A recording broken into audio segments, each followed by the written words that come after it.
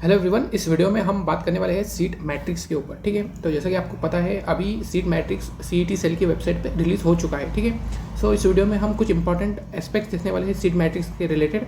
और ये seat matrix जो है तो ग्रुप ए के लिए रिलीज़ हुआ है। अब ग्रुप ए में एमबीबीएस और बीडीएस के कॉलेजेस आते हैं। सो सीट मैट्रिक्स से रिलेटेड कुछ इंपॉर्टेंट बातें हम इस वीडियो में देखने वाले हैं। तो चलिए हम वीडियो को स्टार्ट करते हैं। तो सीट मैट्रिक्स से रिलेटेड कुछ इंपॉर्टेंट बातें हम अब देखने वाले हैं। सो जैसे कि आपको पता है सीट मैट्रिक्स आपका रिलीज़ हो चुका है। तो सीट मैट्रिक्स एक्चुअली होता क्या है? तो सीट मैट्रिक्स में सबसे पहली जो चीज़ आपको देखने को मिलती है वो होता है कॉलेजेस। ठीक है, जितने भी कॉलेजेस अभी काउंसलिंग में पार्टिसिपेट करने वाले हैं या कर रहे हैं वो सीट मैट्रिक्स के थ्रू आपको पता चलता है। सेकंड चीज़ जो आपको सीट मैट्रिक्स के थ्रू पता चलती है वो होती है नंबर ऑफ़ सीट्स। ठीक है, हर कॉलेज में कितने सीट अवेलेबल होते हैं चॉइस फिलिंग या काउंसलिंग होने के लिए। सो वहाँ पर सीट मैट्रिक्स में आपको ये डेटा भी जो है तो गिवन होता है। थर्ड होता है आपको सीट आपके कैटेगरी के आधार पे, यानी पर कैटेगरी कितने सीट अवेलेबल होते हैं ईच कैटेगरी के लिए, वो भी आपको जो है तो सीट मैट्रिक्स के थ्रू आपको पता चल रहा है। वन बाय वन हम चेक करेंगे भी, मैं आपको थोड़ा ऊपर ऊपर की जो बातें होती हैं अभी वो एक्सप्लेन कर रहा हूँ। ठीक है, फोर्थ चीज़ अब वो आपको दिखती है, वहाँ पे आपको रिजर्वेशन भी दिखता है आपको। ठीक है, रिजर्वेशन किस कैटेगरी के लिए कितना रिजर्वेशन होता है। तो ये सब जो है मेन मेन बातें होती है सीट मैट्रिक्स से रिलेटेड। अब हम जो है तो सीट मैट्रिक्स को वन बाय वन थोड़ा देखने की कोशिश करेंगे। तो जैसे कि आप यहाँ पे देख सकते हो, मैं आपको थोड़ा एक जो पेज है उसको एक्सप्लेन करता हूँ, फिर आप अपने अकॉर्डिंग भी सीट मैट्रिक्स को जो है तो एनालाइज कर सकते हो। सबसे इंपॉर्टेंट बातें यहाँ पे आप देख सकते हो, सबसे ऊपर आपको दिया होगा जो है तो सीरियल नंबर। ठीक है, यहाँ पे आपको देख सकते हैं यहाँ पे 1 2 3 और इस तरीके से टोटल जो है तो जितने भी कॉलेजेस महाराष्ट्र में अवेलेबल है वो यहाँ पे आपको वेबसाइट पे दिए हुए होते हैं। अगर मैं बात करूँ एमबीबीएस कॉलेजेस के बारे में, तो यहाँ पे एमबीबीएस कॉलेजेस आपको महाराष्ट्र में जो दिए हैं वो है टोटल 41 कॉलेजेस। ठीक है, आपको टोटल 41 एमबीबीएस के कॉलेजेस महाराष्ट्र में होने वाले हैं। महाराष्ट्र में टोटल 41 एमबीबीएस के कॉलेज होने वाले हैं। और मैं आपको सेमी गवर्नमेंट कॉलेज के बारे में अगर बताऊँ तो सेमी गवर्नमेंट के टोटल 23 कॉलेजेस महाराष्ट्र में अवेलेबल है चॉइस फिलिंग के लिए।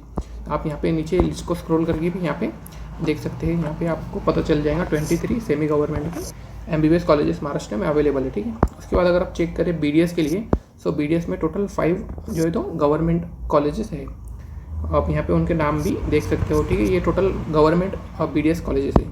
उसके बाद अगर हम बात करें प्राइवेट बीडीएस कॉलेजेस की तो वो 25 है। ठीक है, और ये लिस्ट में सिर्फ ग्रुप ए के बारे में ही डिस्कस किया हुआ है। ग्रुप ए में कौन कौन से आते हैं, एक तो आता है एमबीबीएस में दोनों आ जाएंगे, सेमी गवर्नमेंट और प्राइवेट।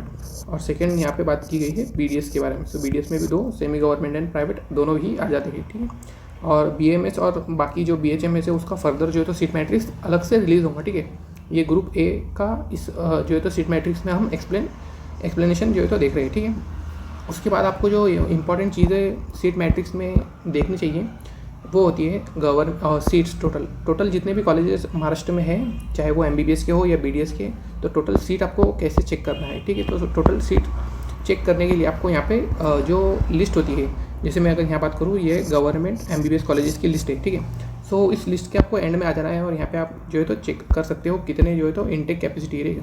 यहाँ पे आपको दिखाई देगा टोटल में आपको इनटेक कैपेसिटी दिखाई देंगी। लास्ट ईयर की इतनी ही है 5849। ठीक है, ये टोटल एमबीबीएस के सीटिंग कैपेसिटी है गवर्नमेंट कॉलेजेस की। और अगर प्राइवेट कॉलेज की आपको चेक करना है तो प्राइवेट कॉलेज की आप चेक कर सकते हो। यहाँ पे आप देख सकते हो लास्ट में पीडीएफ में लिखा है टोटल, सो उसका जो नंबर है 3219। ठीक है, इस तरीके से आपको चेक करना है। और डिफरेंट कैटेगरीज़ के लिए हर कॉलेज में कितनी सीट रिजर्व होती है वो भी आपको इसके थ्रू ही देखने को मिल जाएगा। अगर मैं आपको बात करूँ ग्रैंट मेडिकल कॉलेज मुंबई की, सो यहाँ पे आप देख सकते हैं, यहाँ पे इनटेक कैपेसिटी भी यहाँ पे चेक कर सकते हैं आप। तो यानी टोटल जो भी इन्फॉर्मेशन है वो आपको सीट मैट्रिक्स के थ्रू पता चल जाएंगी। ठीक है, यहाँ पे आप इनटेक कैपेसिटी देख सकते हैं, इस कॉलेज की 250 सीट्स की है इनटेक कैपेसिटी। और यहाँ पे हर कैटेगरी के लिए कितने सीट अवेलेबल है वो भी आप यहाँ चेक कर सकते हैं। जैसे जनरल एससी जनरल जो है तो यहाँ पे 17 है और वुमेन के लिए 8। ठीक है, ऑर्फन के लिए यहाँ पे कोई सीट नहीं है, यहाँ पे 1। ठीक है, ऑर्फन के लिए ओपन कैटेगरी से 1 सीट यहाँ पे अवेलेबल है। और यहाँ से आप जो है तो अपने अकॉर्डिंग सीट जो भी आप रिजर्वेशन को बिलोंग करते हैं उसके अकॉर्डिंग आप हर कॉलेजेस के लिए चेक कर सकते हैं कि आपकी जो कैटेगरी है हर कॉलेज में उसके लिए कितनी सीट अवेलेबल है। ठीक है, तो यहाँ पे आपको इस तरीके से चेक करना है। और यहाँ पे टोटल जो है तो यहाँ पे आपको दिखाई देगा कितने सीट जो है तो कॉलेजेस में स्टेट के लिए है, कौन कितने जो है तो ऑल इंडिया काउंसलिंग के लिए है। यहाँ पे आपको अदर रिजर्वेशन के बारे में भी देखने को मिलेगा, जैसे D1 D2 D3 और MK IQ कोटा। ठीक है, इसके लिए भी आपको यहाँ पे जो है तो सीट वगैरह देखने को मिलेंगी, ठीक है। और उसका जो एब्रीवेशन है वो यहाँ पे आपको लास्ट में दिया हुआ है, ठीक है। जिस भी के भी लिए जो है तो MIN का मतलब होता है माइनॉरिटी, IQ का मतलब होता है इंस्टीट्यूट कोटा, और EWS के लिए इस तरीके से HA का मतलब हिल एरिया।